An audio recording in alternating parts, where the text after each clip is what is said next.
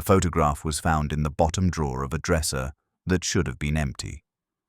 The old Millhaven property had stood empty for decades, its windows filmed with the kind of grime that doesn't wash away but grows like skin. When the estate clean-out crew arrived, they expected what most abandoned houses offered: dust, cobwebs, maybe a few broken frames, and the faint perfume of rot. What they didn't expect was the heaviness in the air, the kind that made every step sound louder, every breath feel like it pushed through water. It wasn't just decay. It was memory, thick and unrelenting, pressing down on everything that dared move through it. The floors groaned beneath their boots, and the wallpaper peeled in soft, curling tongues, revealing the ghosts of older patterns underneath. The air was cold in a way that clung to the bones. One of the men joked that it smelled like grief. Nobody laughed. Lewis was the youngest of them, 23, tall but unsure of his own height, still new enough to the job that he handled objects like they might bruise if dropped. The others called him Kid, and though he didn't like it, he never said anything. That morning, he'd been assigned to the upstairs rooms, a floor no one had touched since before he was born. He opened each door carefully, one room at a time, each revealing another layer of quiet neglect. In the first, an old iron bed frame and a child's chair turned toward the wall. In the second, a cracked mirror still hanging at an angle, reflecting only a sliver of the hall. By the time he reached the third, the afternoon light had thinned into a colorless haze.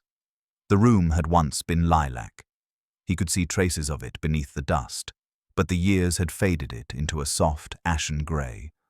The wallpaper hung loose, breathing faintly with the drafts that slipped through the cracks in the window panes. The dresser stood against the far wall, simple oak, its handles tarnished black. Lewis pulled open each drawer, one by one, expecting nothing but the usual remnants: buttons, scraps of paper, maybe a forgotten brooch. But when he reached the bottom drawer, his glove caught on something soft. He tugged, and out came a folded piece of lace, yellowed and brittle, the pattern nearly lost to age.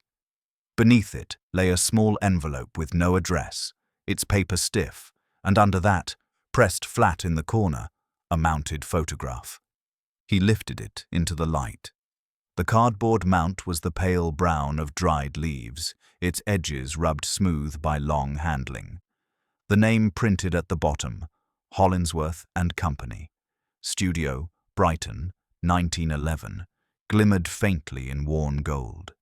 The photograph was of two girls. They stood side by side before a painted backdrop of faded drapery and a marble column. Sisters, likely. The resemblance was too strong to be coincidence. The older, perhaps 16, wore a dark dress trimmed with lace at the collar. The younger, no more than 10, stood close beside her in a paler gown, hair tied neatly with ribbons. Both gazed directly at the camera.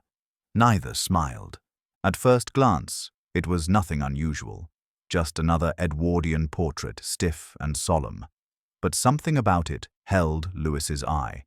He couldn't have said what at first, only that the longer he looked, the more his unease grew. There was a wrongness there, somewhere in the stillness, like a note slightly out of tune. He brought the picture closer.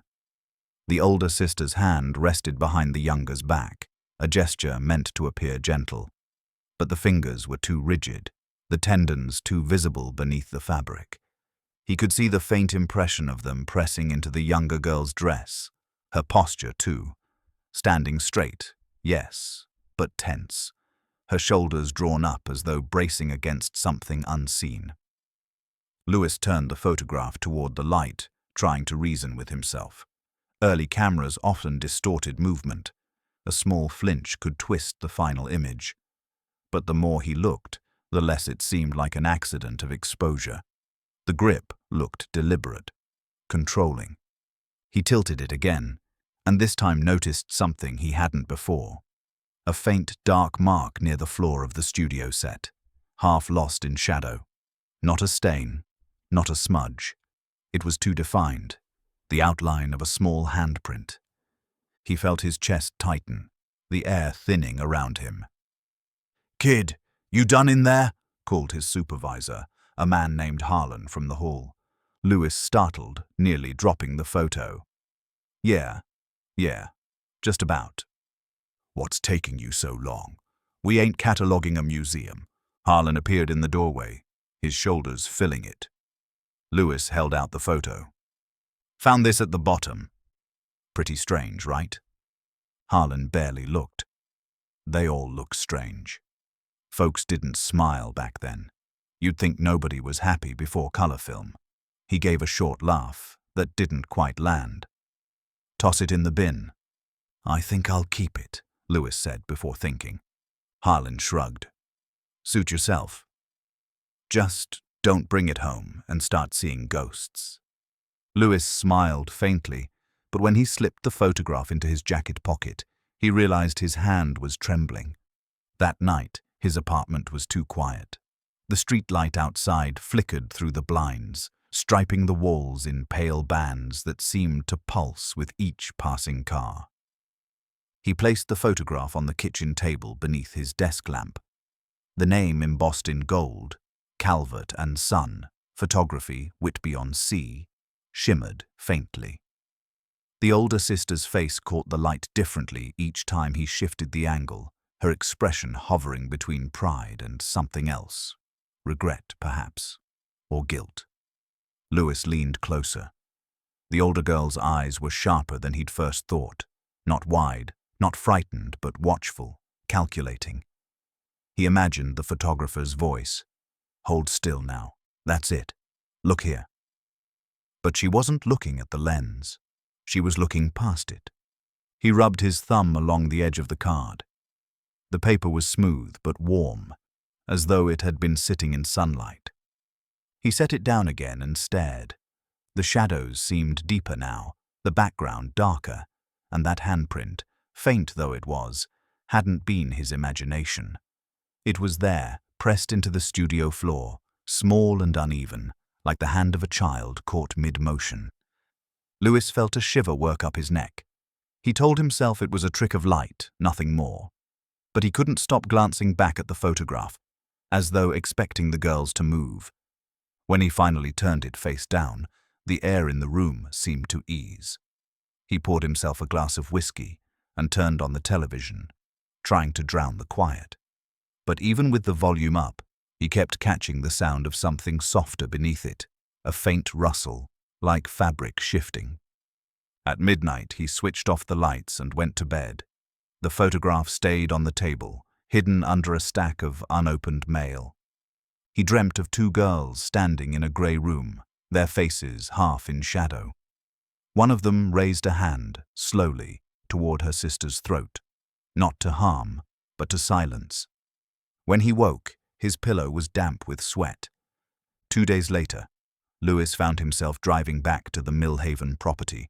He told himself he'd left a tool behind, but the truth was simpler. The photograph had been sitting in his mind like a word on the tip of his tongue. He needed to see where it came from. The house loomed under a pale morning sky, the color of old pewter. Its roof sagged in the middle, and ivy crawled up the walls like veins. The front door yielded easily, as if it had been waiting. The air inside was colder than before. He followed the creak of the stairs to the upper floor, the flashlight beam cutting a thin path through the dust. In the lilac bedroom, the drawers of the dresser were still open. The faint indentation of the lace cloth remained in the bottom one, like a shadow that refused to fade. He turned, scanning the walls, and saw it, a small door he hadn't noticed before, half hidden by a fallen chair near the corner, waist-high, set into the wainscoting. He crouched, tried the handle. Locked. His hand went instinctively to his jacket pocket. The key from the envelope. The metal was cold against his skin, but it slid into the lock smoothly and turned with a hollow click. The door creaked open to reveal a narrow space, a servant's pantry perhaps, or storage. The smell was sharp, medicinal, like dried herbs mixed with something sour. Shelves lined the walls, their surfaces coated in fine grey powder. On them sat rows of glass jars, some empty, others filled with pale, crumb-like remains. The labels had long since faded, but a few letters lingered. Tinct, Kampf, Ash. Lewis swept his light upward and caught the glint of metal. A small wooden box sat tucked behind an empty tin, its latch rusted shut. He pulled it free, the dust rising around him like smoke. The clasp broke with a snap. Inside, wrapped in brittle paper, were two things: a folded newspaper clipping and a lock of hair bound by a black ribbon. The clipping was dated 1912. The headline read, "Local tragedy in Millhaven house. Young girl found deceased. Sister questioned." The article was brief but merciless in tone. Authorities were called to the residence of the Winton family early Tuesday morning, after the sudden death of 10-year-old Clara Winton. Her elder sister, Lydia, stated that Clara had fallen ill overnight. No signs of struggle were found. The coroner ruled the cause as asphyxia, though the source remains undetermined. Mrs. Winton, the girl's mother, has reportedly taken ill following the event and is under the care of Dr. Ellery. The family declined a public burial. A private service was held. Lewis stared at the clipping, his pulse thick in his throat. Clara. Lydia. The names from the photo. He unfolded the paper fully, and a faint smell rose from it, something dry and bitter, like smoke clinging to old fabric. The lock of hair, light as straw, seemed to hum faintly in the still air. He closed the box quickly, but the silence in the pantry felt different now, not empty, but listening. He replaced everything exactly as he found it, except the clipping. That he folded into his pocket. When he stepped outside, the daylight felt too bright, as though the house had swallowed part of the sun. That night, at his kitchen table, he placed the clipping beside the photograph. The air in the room thickened as he compared them, studying the faces again. The older sister, Lydia. The younger, Clara. The names fit perfectly, like pieces of a puzzle that never should have been separated. He whispered the names under his breath. They sounded strange aloud, fragile as moth wings. For the first time, he noticed the older girl's eyes weren't fixed entirely forward. They seemed to glance slightly down, not at the camera, but at the sister she held. Lewis turned off the lamp and sat in the dark. Somewhere in the apartment, the radiator groaned, and just before he drifted towards sleep, he thought he heard it, a small, quick breath, not his own, drawn close behind him. By the time the photograph reached the Millhaven Historical Society, its edges had begun to curl slightly, the paper dry as parchment. It arrived folded between a stack of estate records and probate documents, misfiled but impossible to overlook. The archivist who unpacked it swore later that he almost dropped it, not from fright, but from the feeling that something inside the image was watching him watch it. When the staff catalogued the collection, the photograph gained a quiet reputation. Some said the older sister's eyes followed them. Others said the younger girl's dress seemed to shift hue when left in the light. The joke became routine. The sisters who never blinked. It was under that nickname that Margaret Thorne first heard of it. She'd been working for the society for nearly a decade, a quiet woman in her late 30s with the patience of someone who preferred paper to people. Her specialty was early 20th century portraiture and the study of human expression. Not art exactly, but psychology etched into silver nitrate. Faces, she liked to say, never lied. Not really. They only waited for someone patient enough to read them. The photograph crossed her desk late one winter afternoon, when the sun was already draining from the sky. It was housed in a temporary folder, the handwriting on the label shaky. Winton, Lydia, and Clara. 1911. She slid it free and set it under the lamp. At first, she understood the whispers, the wrongness, the imbalance. Most studio portraits of the era followed a simple geometry: symmetry, balance, the illusion of harmony. But here, the composition was off-center. The eye was drawn not to the center, where both girls stood, but to the left, toward Lydia. Margaret leaned closer. The shadow cast by the older girl extended farther than the studio lighting should have allowed. The lamp source was clearly to the right. She could tell by the angle of the younger sister's chin. And yet Lydia's shadow bent opposite, darker and longer, almost touching the edge of the frame. And the hand, that impossible hand, hidden partly behind the younger girl's back, but somehow the darkest thing in the photograph. It didn't reflect the lamplight. It seemed to swallow it.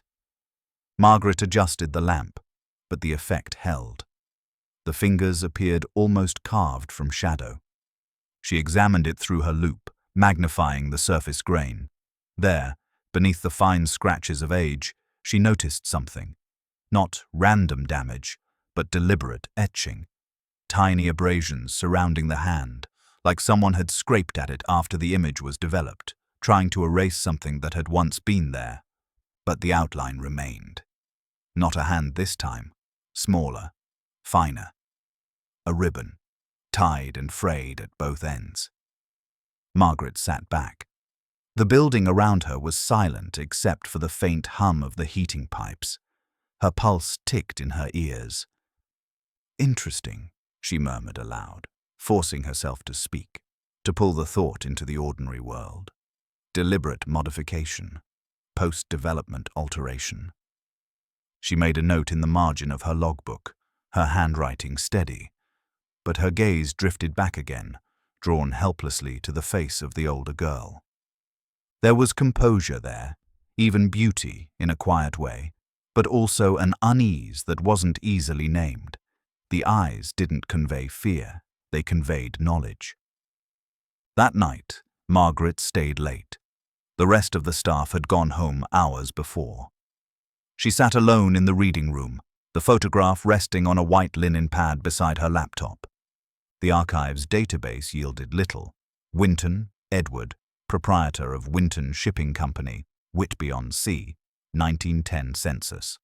Under dependents, Lydia, 16, Clara, 9. The mother, Elizabeth, listed as deceased. Margaret scrolled further. Probate records, property deeds, a note from 1913, estate transferred to government due to disappearance of primary owner. The father had vanished. She typed the daughters' names into the National Death Registry. Only one matched. Lydia Winton, deceased, 1920, Yorkshire County Hospital, age 25, cause of death, self-inflicted poisoning. She stared at the screen. The words felt too final, too plain. Beneath remarks, a single phrase, subject unresponsive, mute upon admission. Clutched a blackened ribbon at time of death. Margaret's hand hovered above the keyboard. The office lights buzzed faintly overhead. She could almost feel the texture of that ribbon beneath her fingers. She closed her laptop and leaned back, eyes unfocused. The archivist's jokes about the sisters who never blinked didn't seem funny anymore. Over the following week, Margaret began to dig deeper. She requested local newspaper reels from 1912 through 1920, scanning headlines until her eyes blurred. Most were unremarkable: shipping accidents, farm closures, marriages. But one clipping stopped her cold. Local tragedy at Millhaven House. Young girl found deceased, sister questioned. The same article Lewis had once unfolded in his small kitchen, though she didn't know it. She printed the text, reading it again and again, until the words felt memorized. There was no follow-up, no court report, no mention of a burial place. She began searching the name of the attending physician, Dr. Ellery. That led her to a bound volume of medical journals from the same year, tucked in the back of the archives. Inside was a small section labeled Private Correspondence. Most letters were routine, notes on treatment, sanitation, local outbreaks. but the final entry bore a date, June 1912. It read, "Visited the Winton residence upon the mother's request. Mrs. Winton reports persistent weeping heard from the nursery though no child is present. The elder daughter, Lydia, refuses to enter the room. She claims the air smells wrong. Both girls avoid each other's company, and the younger displays signs of extreme agitation during sleep. I suspect shared hysteria due to grief. Recommend removal from the premises." Margaret's mouth went dry. She traced the last sentence twice. The ink faded but still legible. Outside, the sky had darkened. Rain tapped faintly at the tall, arched windows. When she looked up, her reflection swam faintly in the glass. A pale face surrounded by stacks of paper, eyes wide, lips slightly parted. Behind her reflection, in the dimness, for just a heartbeat, she thought she saw another shape.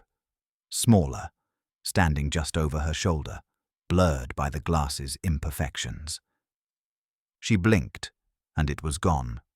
Margaret wasn't prone to superstition. Her field required precision, dates, materials, measurable decay. She trusted facts. Yet the photograph began to intrude on her dreams in ways she couldn't easily explain. She dreamt of the two sisters, not as they were in the image, but as children. Younger, running through hallways filled with sun. Then, inevitably, the light would fail, and the scene would slow, until only Lydia remained, standing in a doorway, her hand reaching toward the dark. Each time she woke, her throat ached as though she'd been holding her breath too long. By the end of the second week, she decided to request infrared imaging of the photograph. Not for belief, but for evidence. If there were marks beneath the surface, names, messages, alterations, the technology would reveal them. The lab technician, a quiet man named Finch, ran the scans while she waited in the adjoining room. Through the glass partition, she could see the image projected on the screen. Bright, ghostly, every line of the emulsion magnified. When Finch entered, he looked unsettled. "There's something," he said, voice low. "An inscription?" He nodded slowly. "Yes, but it's beneath the surface layer. Someone wrote directly onto the photographic paper before it was varnished." "What does it say?" He hesitated. "It's faint." Took a few filters to make out. He slid a printed still across the table. The words were thin, wavering, like someone had carved them with a pin. She wouldn't stop crying. Margaret stared at it for a long time. Her stomach turned cold. The phrasing was childlike, not clinical. Not an adult's confession, but a young girl's frustration. Lydia's handwriting, perhaps. That night, Margaret didn't go home. She stayed in the office, unable to leave the photograph unattended. She told herself it was professional duty, preservation concerns, but she knew better. She took out the diary of Dr. Ellery again, reading and rereading the last entries. Then she unfolded the photograph once more. The older sister's expression now seemed changed, subtly but undeniably. There was exhaustion there, maybe sorrow. The younger girl's mouth, too, slightly parted, like a breath caught halfway between laughter and plea. The air in the room felt heavier. The ticking of the clock grew louder. She turned the photo over, expecting nothing, but for the first time noticed something faintly written in pencil across the back. The letters were light, almost erased by time. LW, followed by a single word. "Sorry." Margaret's eyes blurred. She pressed the photo flat against the table and took several slow breaths. The heating pipes groaned, shifting like old bones. Somewhere in the rafters above, she heard the softest sound. Not quite a creak, not quite a sigh, as though the building itself exhaled. By morning, she had made up her mind. She needed to see the house. The Millhaven property had long since been condemned after a partial fire. Most of the roof was gone, the windows were boarded over, but the address still existed in the town records. She drove out on a Saturday when the fog hung low over the fields, the world reduced to silhouettes. The gate was locked, but the chain had rusted through. She stepped inside, flashlight in hand. The house stood grey and skeletal, its walls mottled by rain and time. Inside, the air was cold enough to sting. Pigeons fluttered in the rafters, their wings stirring dust that drifted like ash. The lilac bedroom was easy to find, its faded paint unmistakable even in the half-dark. The furniture was gone, but the marks on the floor remained where it had once stood. In the far corner, half buried beneath plaster dust, was a small vanity. The mirror was cracked diagonally, splitting her reflection into two faces. She set the flashlight down and brushed the debris aside. On the vanity surface lay a fragment of dark fabric. She lifted it gently. It was a ribbon, black, frayed at the ends. The same ribbon described in the obituary. For a long time, she stood still, staring into the mirror. Her own reflection flickered as the flashlight wavered, and for a single heartbeat she thought she saw movement behind her. A smaller figure, standing just beyond the reach of the light. The air grew colder. The ribbon slipped from her hand and landed soundlessly on the floor. And in the fractured mirror, her reflection seemed to tilt its head, but she hadn't moved. The next thing she remembered clearly was running through the hall, her footsteps echoing like blows. She didn't stop until she was outside, the fog closing around her like a wall. When she finally looked back, the windows of the house seemed darker than before, as if something inside watched her go. 2 days passed before Margaret returned to work. She told no one about Millhaven, not about the ribbon, not about the mirror, not even about the strange, cold hush that had followed her home. She told herself it was exhaustion, but her hands still trembled whenever she handled paper, and sometimes, in the reflection of her office window, she thought she saw motion, as if someone behind her had just stepped out of view. She kept the photograph sealed in its folder, buried under a stack of catalogue reports. For hours, she could pretend it wasn't there, but every evening, as the others left, she found herself pulling it back out as if compelled. She studied the emulsion under different lights, fluorescent, tungsten, even candlelight once. Each brought something new. Under the lamp's harsh glare, Lydia's expression looked brittle, almost pleading. In the softer glow of a candle, her face seemed tender, protective. It was as if the photograph itself shifted to match the mind of whoever looked at it. Margaret began to think of the image as alive, not sentient, but reactive, the way a wound reacts when touched. That thought unsettled her more than she'd admit. She started researching early photographic emulsions, hoping for a rational cause, chemical distortion, silver decay, oxidization, but none of those explained the depth of tone around the hand or the unnatural direction of the shadow. No process of light could make darkness bend the wrong way. At night, she dreamed of the house again, not ruined, but restored. The lilac paint was fresh, the air smelled of soap and lavender. In the dream, she always stood at the top of the stairs, and somewhere below, a voice, a child's, whispered, "Don't let her see me."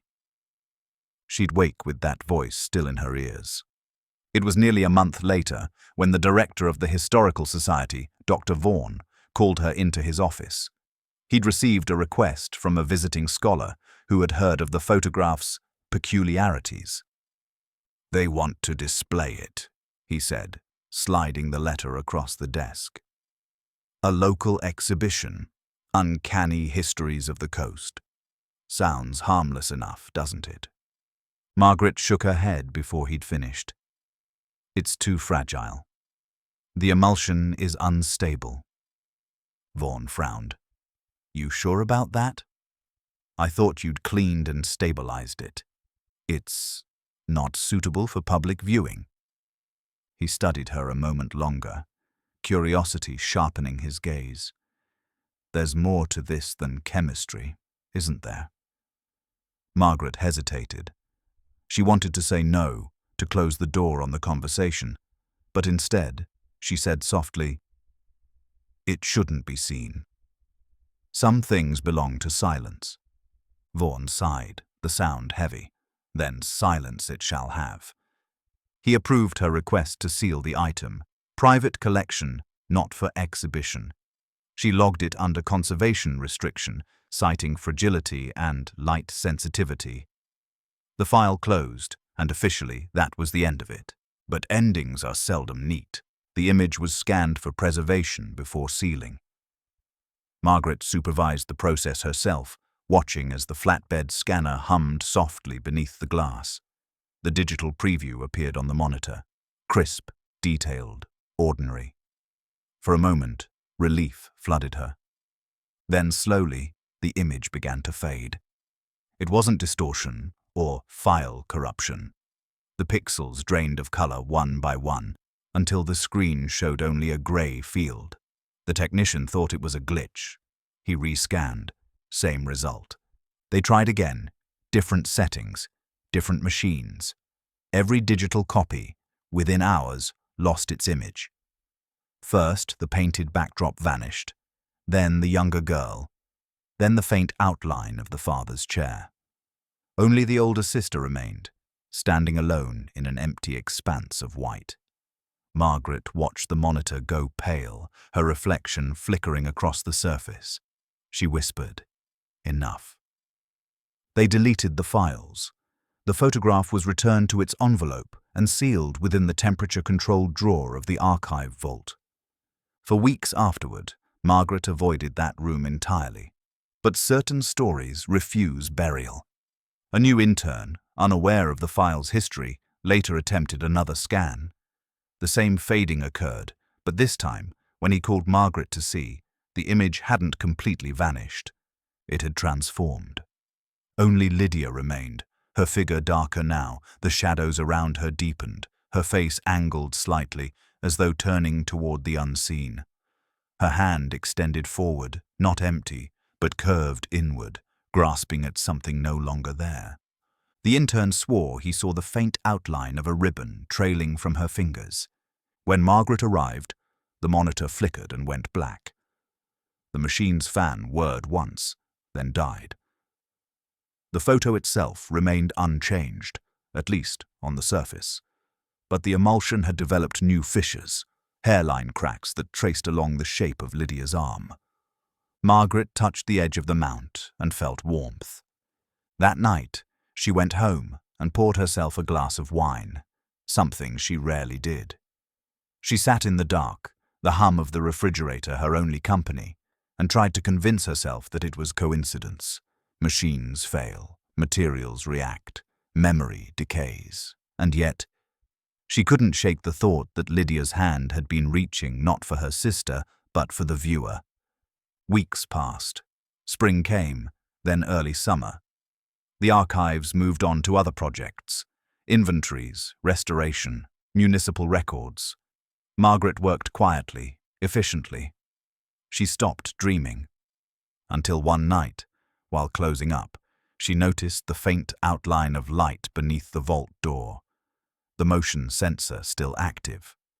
She hesitated, then unlocked it. Inside, the temperature-controlled room was silent except for the faint hum of the dehumidifier.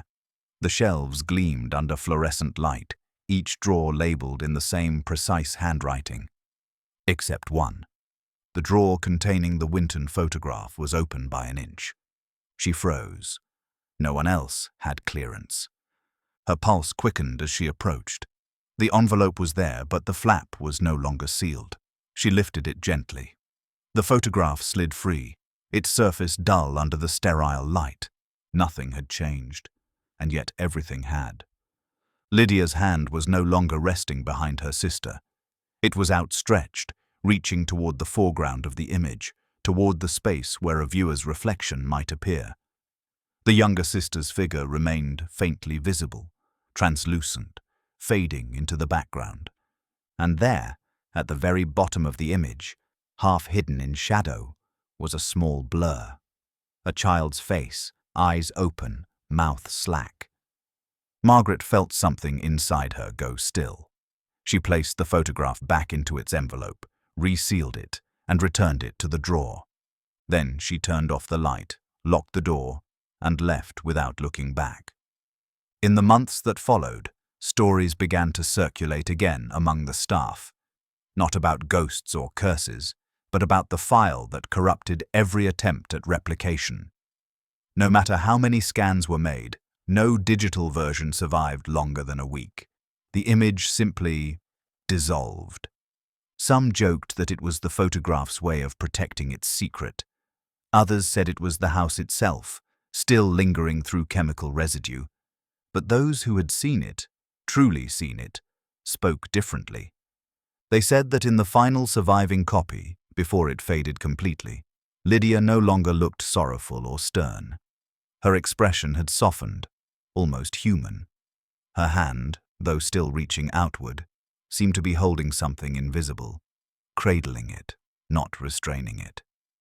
A gesture of release, perhaps, or apology. Years later, after Margaret retired, the story of the photograph resurfaced once more when the archives underwent digitization. The new staff found her notes, clinical, meticulous, yet ending abruptly with a single handwritten line at the bottom of the log. "Do not attempt reproduction. The image remembers." They laughed, assuming it was an inside joke. But when they opened the sealed drawer, they found the envelope darker with age, the air faintly scented with something dry and sweet, like pressed violets.